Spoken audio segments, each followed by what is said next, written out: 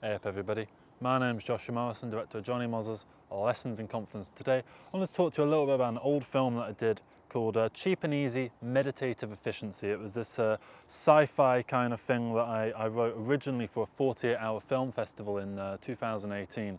Our attempt at making a film in 48 hours completely fell flat. And I kind of took the idea that we wrote because I kind of liked what was going on with the whole dystopian 1984 Brave New World sort of thing that we were building up.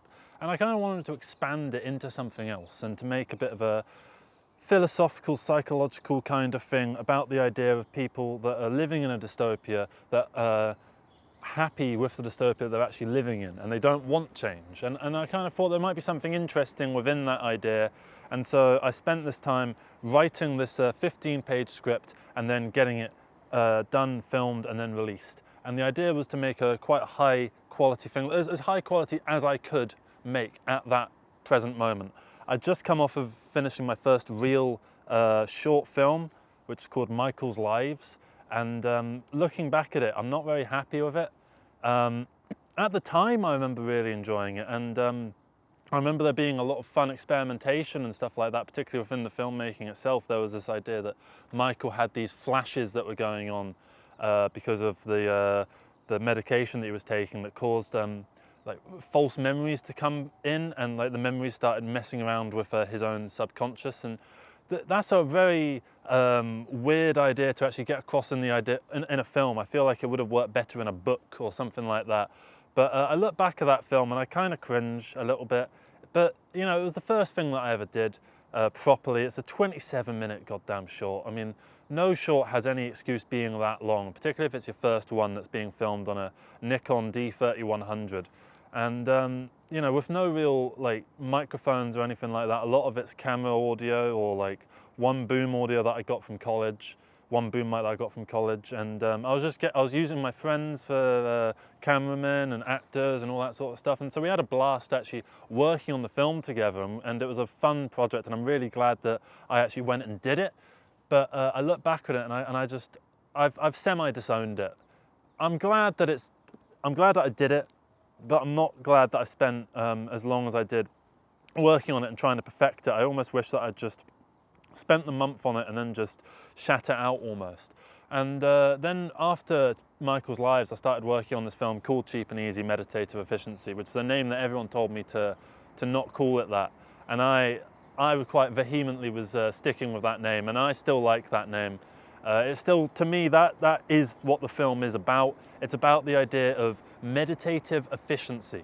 So the idea of getting into a meditative state in an efficient sort of manner, so it's combining the holistic sort of nature of the oneself within a larger, grander context of finding yourself in this bigger world, mixed with the idea of commodifying your life into a series of numbers and statistics and that kind of thing. And I thought those two themes worked quite well together and they gelled quite interestingly. But even with that film, when that came out, I kind of look back on it and I don't think I conveyed that theme particularly well within the film. I feel like it's a little bit vague and a little bit just pretentious.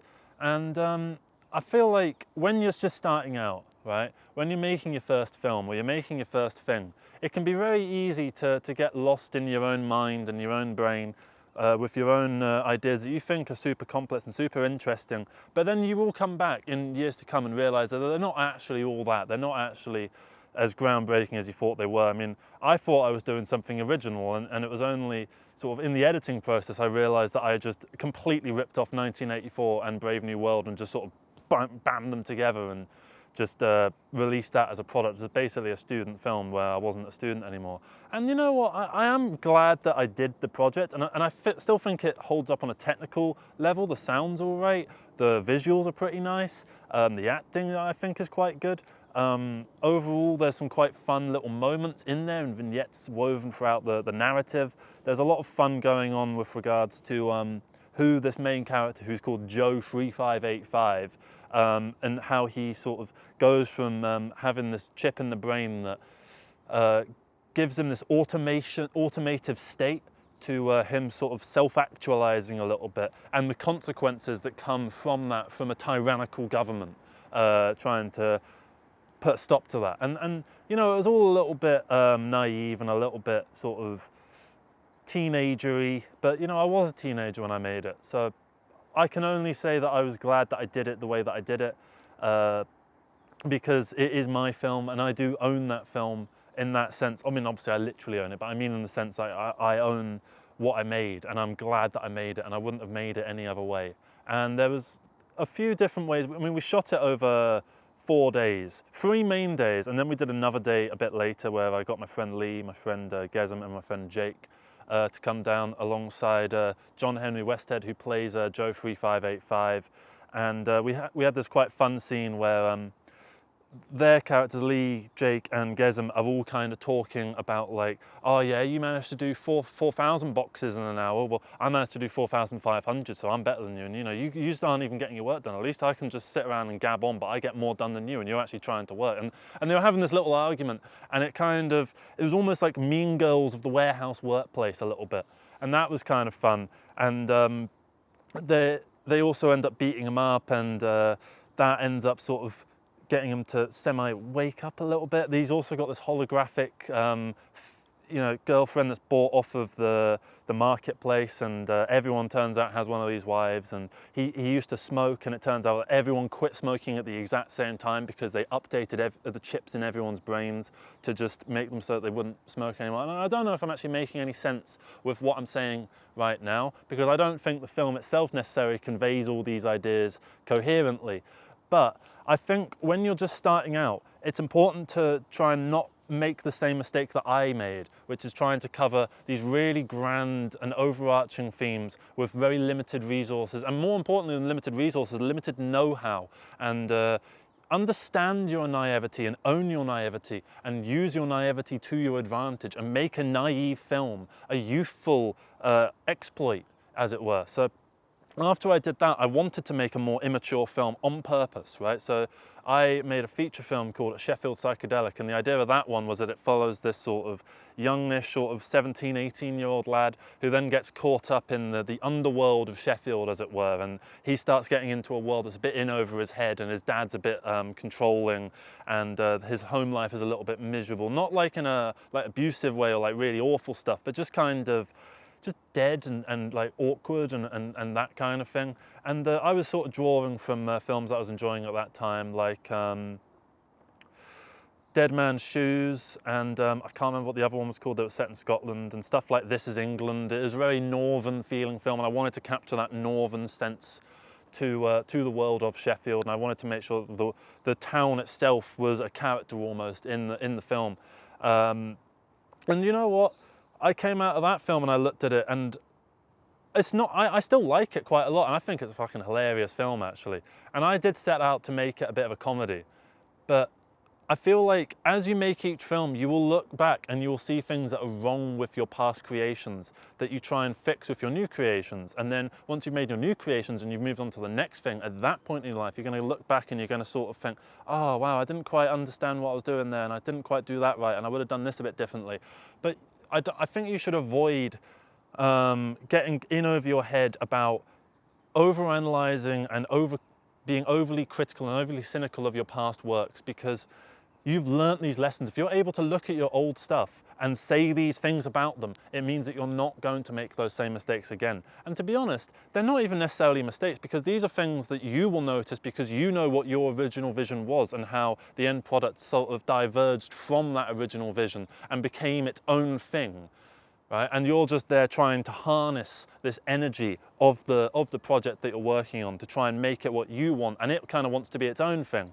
And you're kind of wrestling with this film to try and, or album or whatever it might be that you're making in this moment, to try and make it what you want, and it wants to be what it wants to be. And I think that sort of duet is what's really important with regards to these low budget, no budget indie films and you know, albums made by people in their bedrooms and all that kind of stuff, is that you don't have full control over everything. So I feel like if you're just starting out, try and avoid doing what I did, which is to try and make these lofty, quite pretentious, quite over-the-top sort of things, and focus more on the simplistic and the fun, and make something that's enjoyable and entertaining first rather than thought-provoking and all that sort of stuff second, because you're still young, you're still naive, you don't know everything yet, And I think you even kind of know that a little bit, but you kind of shove that little part out of your brain so that you can be the artiste, the visionary that has this idea, because you have these lofty ideas of your own future and your own aspirations and that kind of thing, and you want to get to somewhere,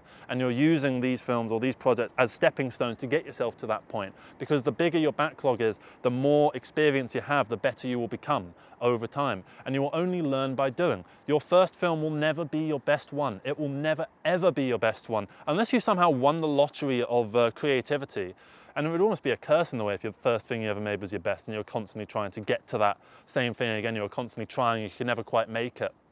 And I just mean in terms of quality. I don't necessarily mean in terms of outward reception or external validation and success that might come from driving viewer engagement or maybe getting into film festivals and all that sort of stuff. I'm talking more about your own appreciation of your past works. So all your past stuff is what brings you to the person that you are today as a creative, and who you are today wouldn't be who you are if you hadn't made these things that maybe now you look back at with, and you're not quite proud of it anymore. You wouldn't be here if it weren't for those things, and you won't be where you are in the future if not for the stuff that you're doing now. If you don't finish what you're doing now, then you will never be that person in the future that you hope to be, which is what you're always driving and striving to be. Even when you're maybe down, you feel like it's all impossible and you're close to giving up.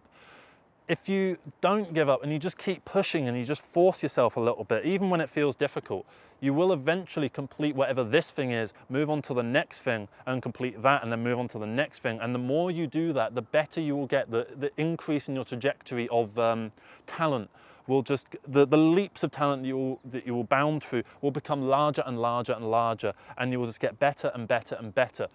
Even if, from an outsider's point of view, people might not be super fond of what you're doing, or they might think your old stuff was better. If you're still trying earnestly, you will be getting better no matter what, because you've got the experience of where you were, you've learnt the lessons, and you're applying those lessons. And as long as you're applying those lessons and making sure that you're not repeating the same mistakes that you made before, then you will be on a journey to success, no matter what. So with this cheap and easy meditative efficiency film, I think I'm going to upload it to this channel so that you can get a bit of a sense of what I was doing in that mindset in 2018, 2019. And sort of, that film took a long time to edit and finish, and I procrastinated on it for a long time, and it only ended up getting released in 2022 to my old channel, Morrison Productions.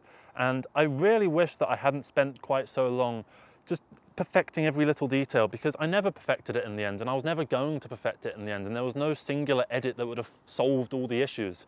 There was no magical moment that, I don't have like George Lucas's wife to come in and just save me, and just solve all the issues for me as a director. I need to save myself, and if it can't be saved, then it's best to complete it and push it out the way so that you can move on to newer and greener pastures. So after I did cheap and easy meditative efficiency, I took the same general narrative structure and applied it to a much simpler post-apocalyptic concept, which was basically the idea that if you're in a post-apocalypse, you shouldn't be kind to other people, because kindness will beget betrayal, essentially.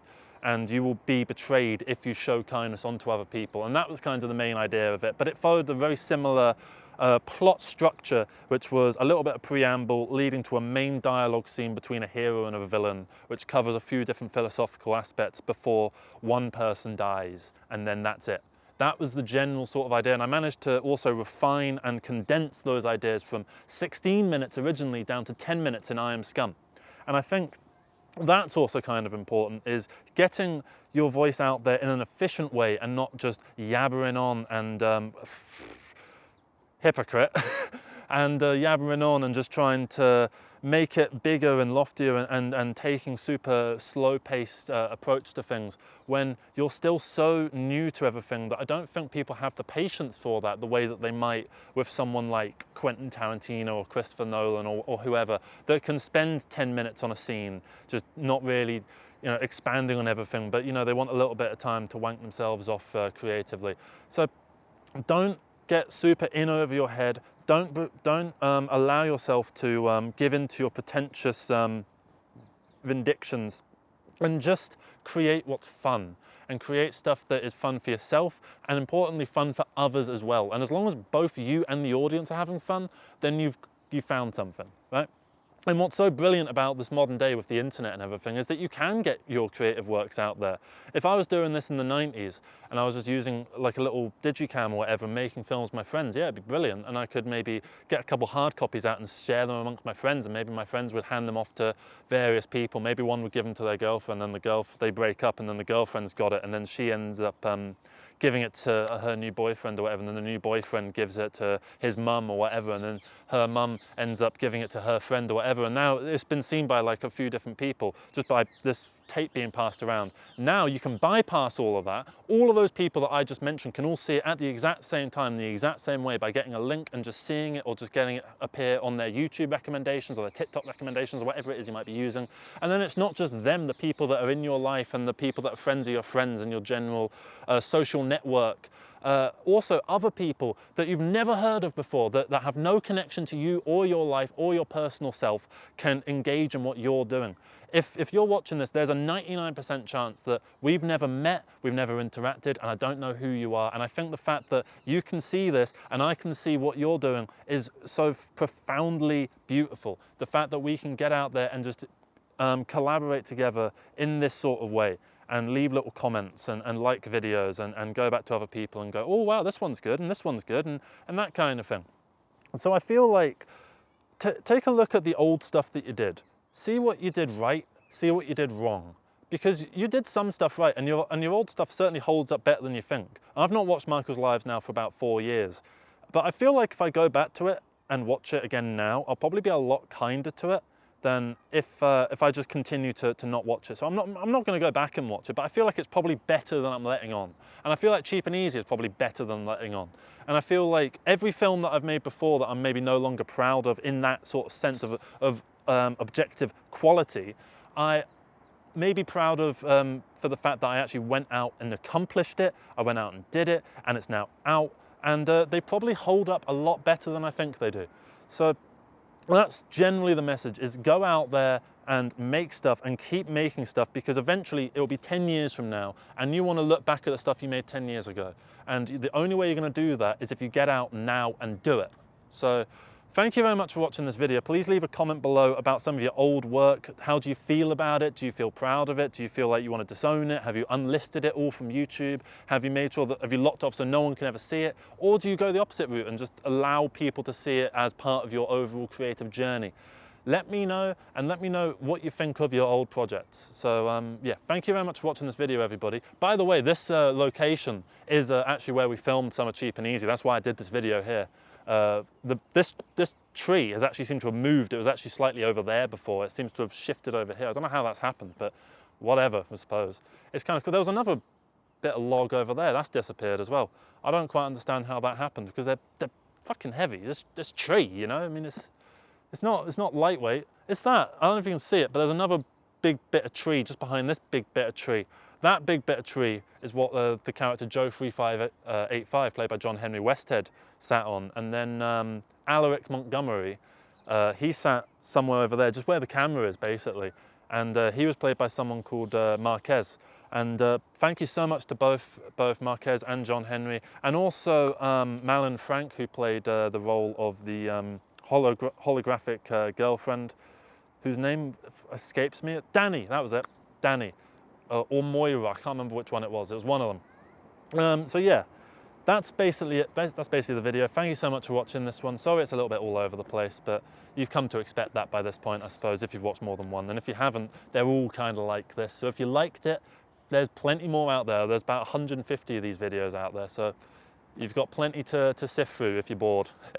So take care, everybody. Bye-bye.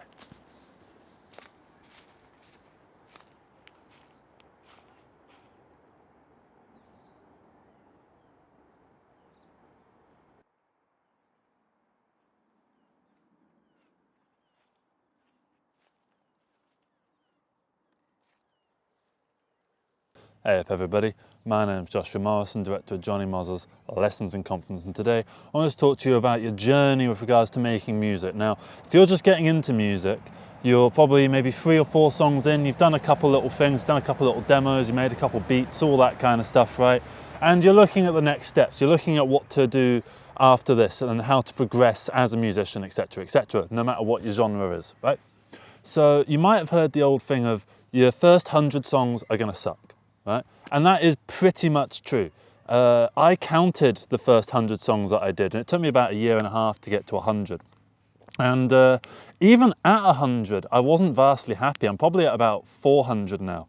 And it probably took closer to about 300 songs to get to a point where I even made a song that I could consider good by my own set of standards, which are quite high. I am a bit of a perfectionist, believe it or not. But what I found when it came to making as much stuff as possible was that even some of the stuff that's in the first 100 songs is still okay. Even some of the stuff in the first 100 to 200 songs is okay. And as it gets more and more in terms of like the first 100, the second 100 and the third 100, you'll notice that the percentage of good songs increases from like 1% to 3% to 10% to 15%. You're never going to get to 100%. You're never going to make every single song be good, of high quality. You're never going to make something that's perfectly written every single time. But you will find that the success rate increases as you do more, right? So if the first 100 songs are going to suck, why not just make 100 shit songs and just get that done, get that out the way, get that covered so that you've got your 100 songs and now you can move on and treat your 101st song as if it's your first, right? And just keep doing things like that and then do another 100 and then see what you're at by the time you're at 200 songs. And it doesn't have to take that long. If you're someone that, say, makes beats, for instance, I remember seeing a thing of a guy, he made beats where he did it in like 200 BPM and then he'd slow it down to like 100 BPM. And he was just making things really, really quickly. He was able to make a beat in about 30 seconds. It was the space of a YouTube short or a TikTok or Instagram reel or whatever. And he made the entire thing in that amount of time. So what's that, 1 minute per beat? So 100 minutes would mean 100 beats. Give yourself maybe 200 minutes because you're going to want a bit of a break. But obviously I'm being a bit facetious with this. You don't have to make 100 songs in 2 hours. But I feel like you can make 100 songs much, much faster than you might be intending to. At the rate that you're currently going at the moment, you might be making songs that you're not too happy with. I mean, you can listen to them and you can enjoy them, but you know that you've got a lot of growing to do. So why not just force that growth? Because it's not like growing as a literal human being, like in terms of height, where you don't really have any control over what height you become.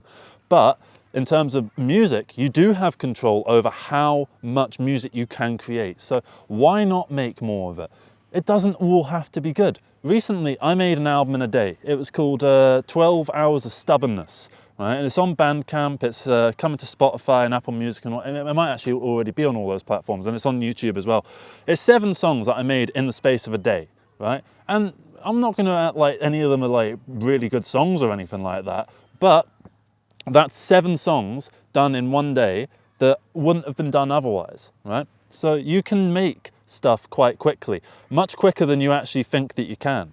And it's good to do things that way. It's good to make stuff fast whilst you're still learning and developing and growing. You don't necessarily have to publish them, but there's no harm in doing so. The internet is a huge ocean of content and people trying to get their name out there, and you'll just be another speck in that big sea. And if you can find some success learning and developing and growing and finding an audience that connects with that, then why not, is the way that I would see it. And if you're trying to make music and you're trying to get to that place where you want to be, you've probably got inspirations, like influences from some of your favorite artists in a variety of genres. You know, you might want to make a combination of this and a combination of that with a little sprinkle of this, all kind of put together to create the thing that is you, with that little magic dash of whatever you actually is. So why not just make as much of it as you can while you can, all right? Because if you're starting out, you have an outsider's perspective. Say if you're still learning a DAW, say if you haven't even progressed to a DAW yet and you're making stuff in Audacity, say if you barely know how to play your instrument, say if you barely know how to like mix and master and all this stuff, you can learn by doing. And I think a lot of people do learn by doing rather than learning by studying. It's much better to make your 100 songs and have them all be shit, and then go and make your next 100 songs than it is to study all the music theory and study everything there is in the world and how to make everything properly, and then spend 10 years crafting and perfecting these 100 songs. Because yeah, if you do all that, you will probably end up with 100 songs that are generally better quality than if you just shat them out with no experience and no knowledge or anything like that. But it doesn't mean that you can't just make your next 100 songs and your next 100 songs and your next 100 songs after that, and just keep going like that. As I said, I'm on about song 400 probably at the moment, probably actually a fair bit higher, but I'm only counting songs that I actually released. I'm not counting the multiple takes of various songs. I'm not counting the random times that I just got like a guitar over a backing track. I'm not counting the 30 different covers of Noise Hallow Gallow that I did. I'm not counting any of that sort of stuff. So you could really expand that number much, much higher, as can you with whatever your projects are at the moment. You've got way more stuff than you actually think you do. If you look back through some of your old backlog and you look at some of the old project files that you got, and you'll probably find a couple songs that you just completely forgot about, that just, you listen to it and you're like, fucking hell, this is all right, this. Like, it's not, I'm not gonna act like it's brilliant. There's a reason I didn't release it, but not bad. Not bad at all. Yeah, keep doing that. And you can just keep going and keep making it. And that's really all I have to say. This is just an encouragement unto you to go forth and just make music. Just make something, because it's a lot easier than it looks. It's a lot easier to make 100 songs, and you can do it a lot more quickly than you might think.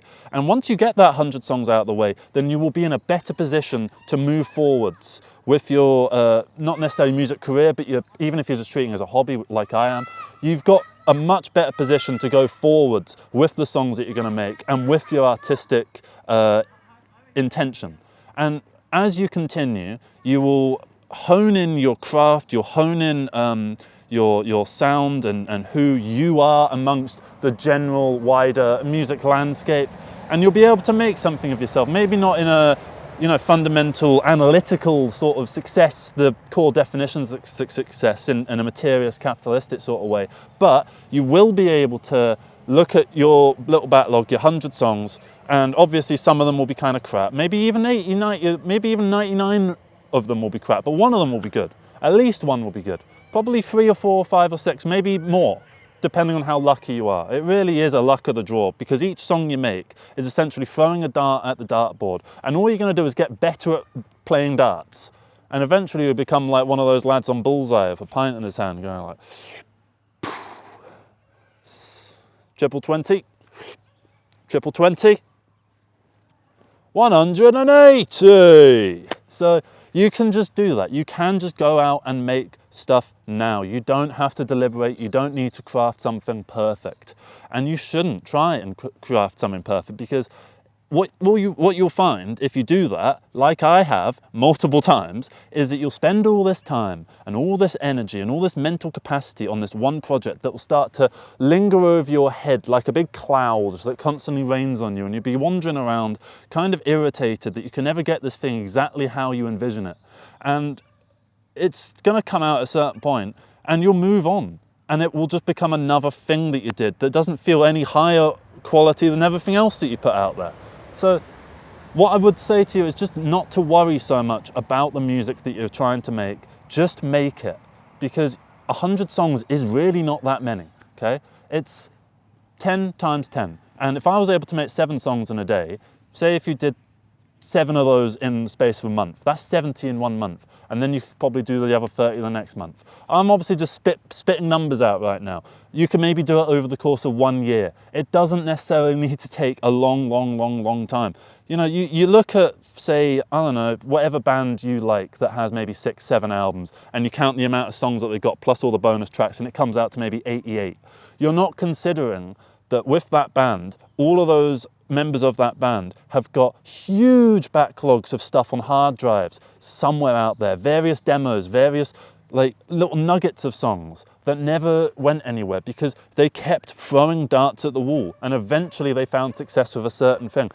And now they're restarting their 100 songs and doing the new 100 songs, and now they'll be amazing after they've hit 100 songs. So if you make 100 songs, maybe make 150 songs and then reset it, and then go back, reset your counter back to 0 songs, and then just make another 100, and then reset your counter. Because as you move through your music, I'm going to call it career, I just mean in terms of your skill and ability as a musician, as a player of an instrument, as a maker of beats.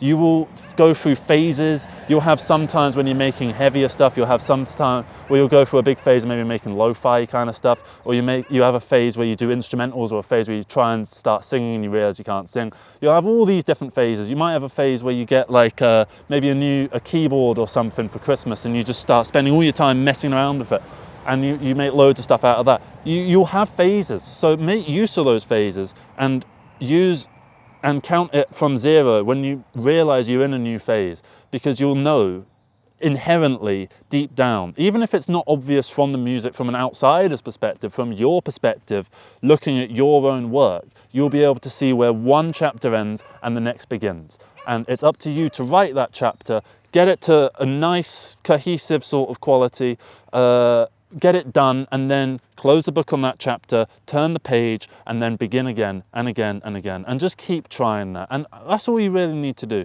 is just keep trying, keep throwing the dart at the wall, keep being yourself, keep putting the true expressions of your own soul into your music. And whether it's you want to publish it, or you want to keep it private, or maybe you want to play open mics in your local area, or whatever, there can come no harm from making more stuff. So thank you very much for watching this video. I hope you have a good rest of the day. Hope everything's sort of working out well for you. And if tell me what song number you're at. How many songs have you made at this point? Let me know. And let me know what kind of, how happy you are with your skill at the moment. How far do you feel you need to progress to get to the point where you would be happy and content with your skill? Because I mean, even once you get to that point, you'll still not be happy. Like the point that I'm at with regards to my music, if me from 3 years ago came and had a chat with me now, and I showed him a couple of my new songs that that 3 years away from him ever being able to make, he'd look at them and go, Jesus Christ, you're a bloody genius. And I'd be like, no, I'm not. And then similarly, if me from 3 years in the future came along and showed me a song that I'm going to make 3 years in the future, I'd look at him and go, fucking hell, man. You're a wizard. And then him, 3 years in the future, another version of me would come and chat to the version of me 3 years from the future. So the version of me 6 years from the future has a chat from me 3 years in the future. And it's the same thing again and again and again, because you're constantly improving, you're constantly refining your craft. Everyone is always trying new things and new experiments, even the greats. You know, like David Gilmour like in the past sort of 10 years or so, he started using Ableton Live. He did a project with The Orb. He's been getting himself out there and doing weird little things. You got other various musicians, I don't know, like Paul McCartney, for instance. He had loads of little like side projects and stuff. He had Wings, and then he had that, I can't remember, the techno-y IDM sort of band that he had. And then he did weird little experiments, and he's done like 18 albums at this point, and he's constantly trying new things. Neil Young is always experimenting with new weird little sounds, and it's good to do that. And it's always good to just keep making more stuff, because no harm can come from it. There's not like the content police are going to come knock at your door saying, sorry sir, you've made too many songs, we need to arrest you on account of creation. I don't know, do you get my point? Is that you can make stuff of low quality, and you can just keep trying, and eventually you'll get there. So thank you so much for watching this video. Have a good rest of the day. Yeah, leave your comments about what song, how many songs have you made at this point, and what do you want to do next. Let me know. Have a good rest of the day. Take care, everybody. Bye-bye.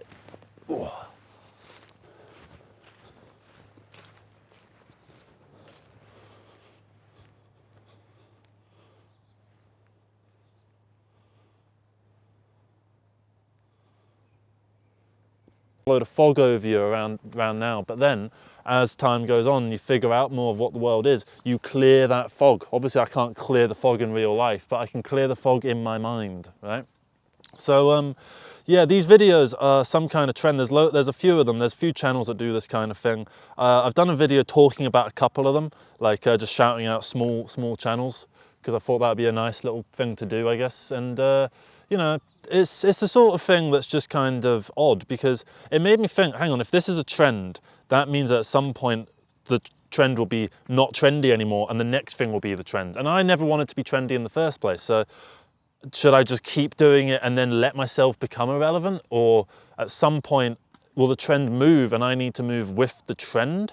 I don't quite know, but like something needs to come of it, because, you know, I want to keep doing these videos. I really enjoy doing these videos. I'm not going to stop doing these kind of videos, even if like some new trend comes around. I might give that trend a go.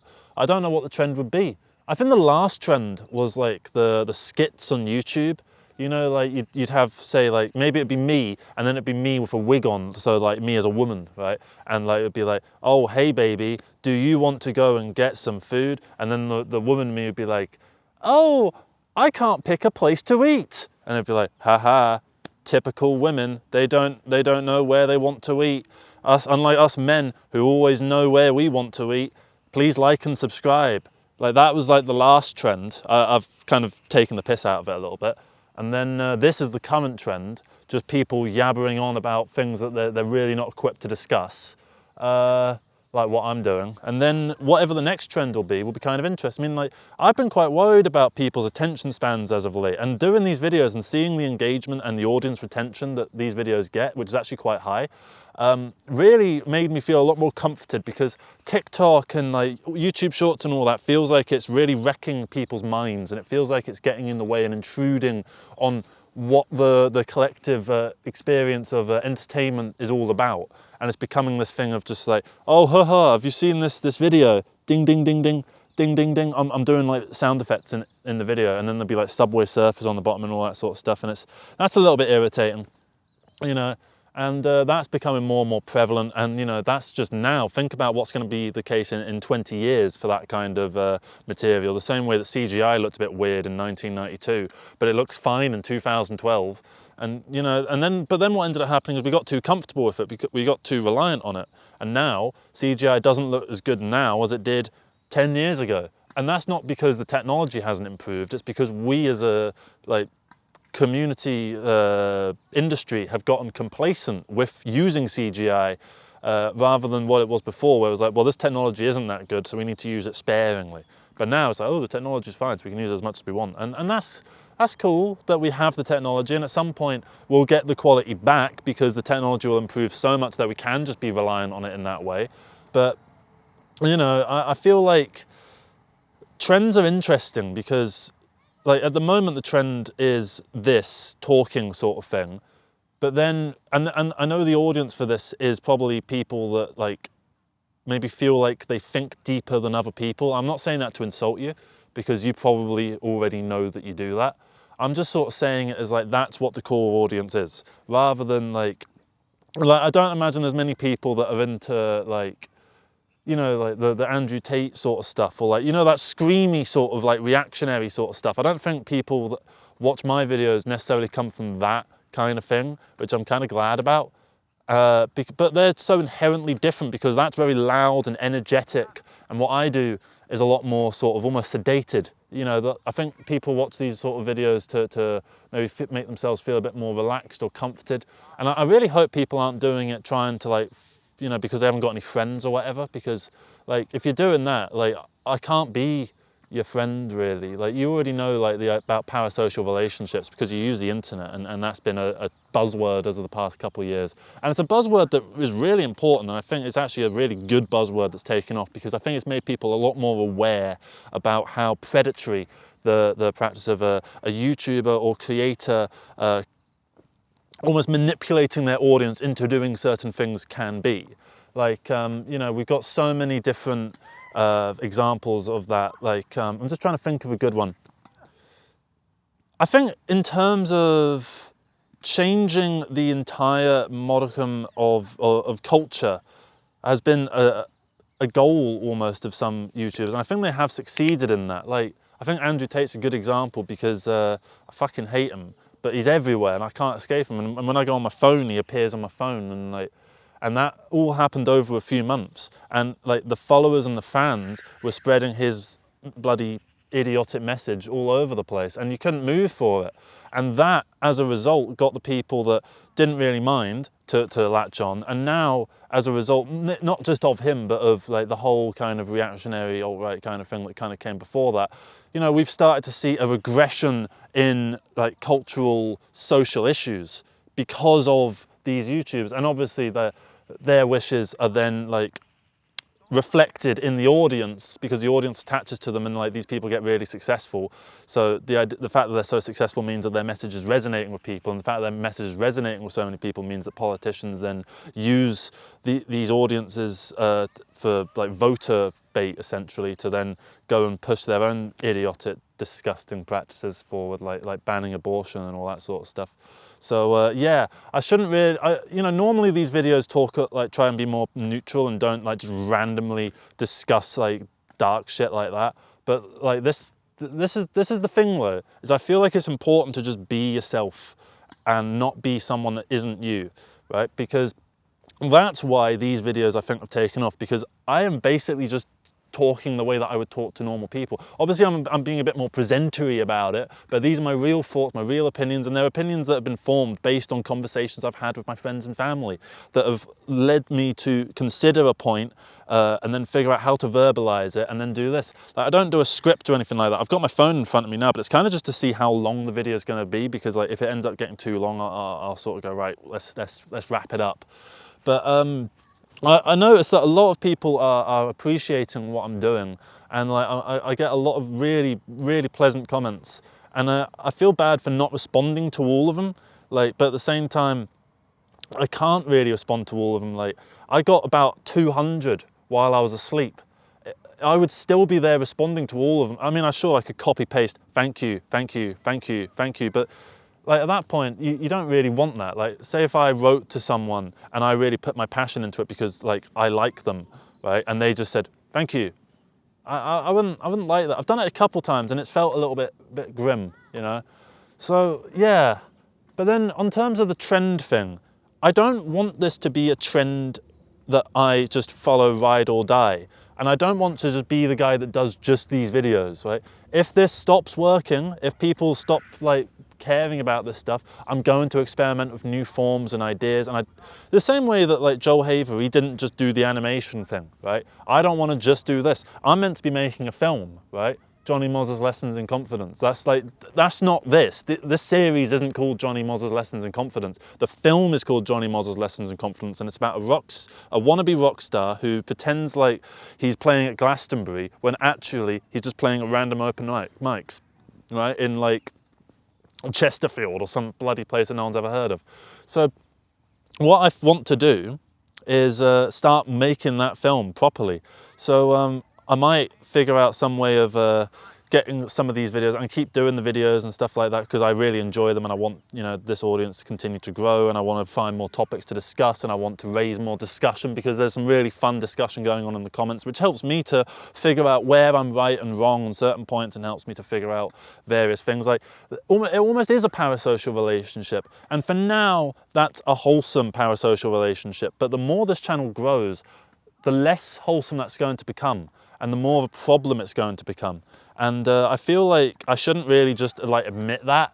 I probably shouldn't have admitted half the things in this video, and I also shouldn't be doing this meta thing of like, ooh, I shouldn't be doing this. That means that I'm like some kind of, you know, cutting edge kind of guy, you know, who does things that no one else would dare do, which is the impression that doing that sort of thing does. And I don't like all these forms of manipulation that people do. It's the same way that people will go like, oh, 93% of you aren't subscribed, so please can you hit the YouTube subscribe button and hit the bell notifications. It's like, it's just that, but it's more subconscious and almost insidious as a result of that. But sometimes I find myself just doing it by accident. So I don't know. I feel like as I've gotten to the point now, because this channel is nearly at 10,000 subscribers, so I'm starting to understand why various YouTubers do what they do. And I've kind of realized that they're real people. Like, you look at them and like, you know, you obviously know that they're a real person, but you don't recognize like what they do when they turn the camera off. Like obviously I don't know what Captain Sparkles does when he turns the camera off. Like maybe he goes and makes himself a peanut butter and jam sandwich, or maybe he goes down to the bar and gets pissed. I don't know. That wasn't like an accusation, by the way. Also, sorry if I like said something mean about him there, because I don't actually know fucking anything about him. He was just the first YouTuber that came to mind, because I used to really like him when I was like 12. Because when he did the Minecraft videos, like, now I think he does like more reaction stuff. But anyway, yeah, I just kind of wanted to make this video because like it's very difficult to figure out why I'm doing this, because like at the moment, it's very easy to turn it into autopilot and just like pump videos after videos out. And it's very important, like if you're working on content stuff at the moment, films and things like that, you might have written a list of various videos you need to make and side bits of content. Don't do that. Just make each thing as it goes, because you can't do things that way. You can't factorize it because the audience can tell. And I think I notice like when they respond to a certain video that I've done as if like, yeah, you're just shitting one out here, to like pack it in and give us something that we actually want. That's why like it's important to just like, sometimes I go out and film like 6 of these videos and it feels like a factory churning stuff out. Sometimes I go and I film 1 or 2, and those 1 or 2 are really down from the heart, but they don't necessarily do super well on the algorithm. Sometimes one that is just like a load of crap that I've churned out does do really well on the algorithm, and people can't tell the difference between what I consider a good video and what I consider a bad video, because, you know, the death of the artist is real. What I think of these things matters not, right? What you think about these things does. What your friends think about them do. Do they think, oh, he's that guy that likes those bloody Jonny Mozza videos, or that bloody tool twat that talks into a microphone about nothing? You know, or maybe there's someone else who really likes it and sees like some kind of philosophy in it. Like, I've gotten into Dream Theater lately. I, for the longest time, saw nothing in Dream Theater. I didn't understand why anyone would like it. But now it's clicked for me and I get why people like it. Maybe it's the same with these videos. Maybe people have clicked with it somewhat in some capacity, and I don't necessarily understand why or how. And maybe the act of trying to harness that in and of itself is some form of selling out and manipulation. I don't know. But then talking about it all doesn't necessarily immediately rectify that and make it all wholesome again either. Like, it's ever since it got monetized, this channel got monetized, now there's money behind it, right? Now I'm just another one of those fucking like people out there that does things for money. I noticed actually, I did a video about advertising, and what was weird is I started talking about Prime, Amazon Prime, and how it's like a really good product or whatever, and yeah, it's all right. But then I realized, hang on, I've got an Amazon affiliate link in the bottom of this. Isn't that the most sellout thing ever? Like, that's fucking foul, right? And like, if I saw that from another YouTuber, I'd be like, oh, fuck's sake. So I am now my own worst enemy in a way, but like, I need the Amazon affiliate link there, because if I make a sale on that, that's like a tidy £2.50. So say if you times that by 100, like, that's pretty good. Say if it's even £2.50 per day, if I manage to increase the channel to that kind of capacity, that's my bus fare to and from work sorted, you know? Like, I don't think about things in like a big, like, lofty sense. I'm not materialistic, but I do just want to make a nice like amount for, just to have like even like a, you know, 3-bedroom flat for me and my girlfriend. That'd be nice. That's all I want really. That and like a, I don't know, a Toyota Prius Max. I don't want some like fancy car. I never understood the point of wanting a Lamborghini or anything like that. And I know like I'm getting above my station here, like saying, oh, you know, but I don't know. It's something that I've had to kind of grapple with, the idea of like, what if I become my own worst enemy? What if like all the other YouTubers that started off so sweet and innocent and then became dickheads, what if that same fate comes to me? Because all of those people weren't stupid. They were intelligent people, and they still are intelligent people. They know what they're doing, which means that their acts of selling out means that they are bad people inherently. What if I do the same thing? And then people in the comments will go, oh, you would never do that. But then, fuck, you'd all have egg on your face if I sold out, wouldn't you? Like, I don't quite know. But I do find it interesting to discuss these things, because I want to keep an open relationship between me and you, the audience. As in, I want you to understand what this operation is, kind of how it works, and that way you can judge for yourself whether an act that I do is selling out or not. And if I do start selling out, I want to be called out on it, please, because like, you know, I haven't been offered any sponsorships yet, but I'm not against the idea of taking sponsorships. Like, imagine at the end of this video was sponsored by grass. Don't you all want, and I have to do it in like, don't you all like to eat grass? This bit of grass has some purple on the end. I think a vegetable was growing out of this. It could have been an onion. Someone was eating an onion and sat on this thing, and then they threw it away, littering. So, get your grass now, 50% off at the garden centre, right? Imagine every video had to end like that. Wouldn't you, like, you skip them anyway. And there's this add-on that I've got on Chrome, I can't remember what it's called, but basically it makes it so that the community of YouTube viewers can like select when a sponsorship is, and it will just automatically skip it when it gets to that point. It can be a little bit jarring actually. I think it should come up with like a skip this sponsorship button, the same way that you've got to skip this ad button, which at the same time, I don't actually understand why they've got a skip ad button. I've noticed what they've done recently is instead of having like the 5, 4, 3, 2, 1 countdown, now they have like a yellow bar that leads you to the countdown. I think they're doing that so that they can make the countdown bigger. So now it doesn't show 5 seconds, now it could be like 12 seconds or 8 seconds for skipping the ad, and that will only increase with time as they slowly nickel and dime you, you know? So I don't know, this video is a bit all over the place, and I do apologize for that. And I know it's sort of, maybe it's a little bit like, I don't know, just someone that's talking about issues that don't really exist, that aren't relatable to you. But you know, like if you're a video guy or a creative, this same thing could happen to you. You might do something that just blows up on the algorithm, and then find yourself like trying to keep that momentum going and grappling with how you're going to make that happen.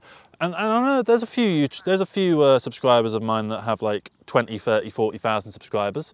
I'd like to hear from all of you about how you managed to grapple with this and managed to stay humble, while so many people would say like you're an inspiration. Like that's another, like I get so many comments about that, and it's hard for me to try and like wrestle with that and try and figure out how to be a humble person still, because that's what they want. And the fact that I'm getting so many comments saying I'm an inspiration makes me like not big-headed, but it gives me an ego boost. And what if I become dependent on the ego boost? What if like this channel only lasts another 2 months, you know, and then I'm back down to nothing? Would I like crash and burn like mentally because of that? Because I've gotten so accustomed to the praise?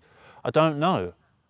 I really don't know. And they're all, I know it's all a little bit like, I don't know, guy with a Lamborghini complains about the petrol or price or some shit like that. I don't know. You kind of get my point. Like, it's not relatable to you, what I'm discussing here. But I feel like it is an insight into what all your favorite YouTubers kind of think about. And as they get bigger, there'll be more issues to wrestle with. And as I get bigger, if I get to say 1 million subscribers, I'd love to do like a video about this same topic from that perspective, because I feel like there's not enough discussion on the lives. And I'm not saying it for a pity party or anything like that. Don't feel sorry for these guys with like all these subscribers, because they're monetizing you fucks for like every penny you're worth, with the advertising, with the sponsorship deals, with the Patreons, with the, I don't know, the donation box, with their products and merch drops and shit that they do, all this various stuff. Like, it's, you know, they're not innocent or anything like that. They don't deserve your sympathy. But I do think it's interesting to at least understand what's going on so that you can be more intelligent with regards to how you consume media. So yeah, I think that's going to be the video. Thank you very much for watching this one and listen to me basically talk about how, like, you know, my first world problems really, well, my 0th world problems at this point. Yeah, so thank you for listening to that. Hope you have a good rest of the day, and I hope you do blow up on the algorithm, because I'm like just a normal guy. Like, I know every YouTuber probably says that, but like, I'm not like anything special, you know? I don't have like friends in high places. I have a friend who when I met him had 7,000 subscribers. And I had another friend who, when I met him, had 60 subscribers. But then he got big. He didn't get big, but he got like 2 videos that cracked 1 million views, and then he got to like 17,000 subscribers. He's one of my best. They're both actually some of my best mates. But like, they're not like big YouTubers. They don't make like insane levels of money off it or anything. They're not like driving around in like Porsche 911s or anything like that. Yeah, so that's the point I'm making. I'm not like from some like high lofty place. But you know, I don't know. I don't really know. But thank you very much for watching this video. I know it kind of flitted pitted out, whatever the phrase is. Sorry about the constant patting. There's a game of tennis going on over there. I'll rotate the video so you can see. Hang on, let me show you. And we can close out the video with this. Yeah, so yeah, thank you very much for watching, everybody. Bye. Bye.